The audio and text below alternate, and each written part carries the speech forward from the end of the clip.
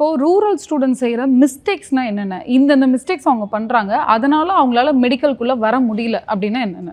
Right, நல்ல question. Rural சைடில் உள்ள ஸ்டூடெண்ட்ஸ் மிஸ்டேக் பண்ணலை, அவங்களுக்கு மிஸ்டேக்னா என்னன்னு தெரியல. ஓகே, மிஸ்டேக்னாலே அவங்க என்ன மிஸ்டேக் பண்ணுறாங்கன்னு அவங்களுக்கு தெரியல. அதுதான் அங்கே. இப்போ நீங்கள் வந்து இந்த இதை செய்யாதீங்கன்னு சொன்னால் தான் நீங்கள் இது பண்ணுங்க.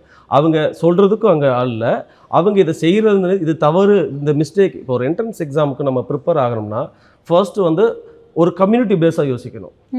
ஒரு கவர்மெண்ட் ஸ்கூலில் படிக்கிற ஸ்டூடெண்ட்டும் ஒரு ப்ரைவேட் ஸ்கூலில் படிக்கிற ஸ்டூடெண்ட்டுக்குள்ள மார்க் வந்து அங்கே வந்து 7.5 அந்த பர்சன்டேஜ் ஒரு சில இதுகள் இருக்குது. அதே மாதிரி அவங்களோட என்ன சொல்கிறது, அவங்க அந்த படிப்புக்கு வந்து இந்த மார்க்கை நோக்கி போகணுன்றத எக்ஸாக்டாக வந்து நாங்கள் சொல்லுவோம். நீ இதை நோக்கி போ அப்படி சொல்லுவோம். இவங்க இந்த மேலே அந்த 100 மார்க்கத்தை நோக்கி தான் போவோம். நாங்கள் 65க்கு என்ன கிடைக்கும் அது அவங்களுக்கு தெரியல. இது அது அவங்க மிஸ்டேக்னு சொல்ல முடியாது. அவங்க எந்த ஒரு தவறும் பண்ணலை. நோட்டிஃபிகேஷன் வருது, இன்னைக்கு எல்லாருமே மாடர்ன் வேர்ல்டில் இருக்கும், எல்லார் கையிலும் மொபைல் ஃபோன் இருக்குது, அப்ளிகேஷன் பார்க்குறாங்க, எல்லாம் பண்ணுறாங்க.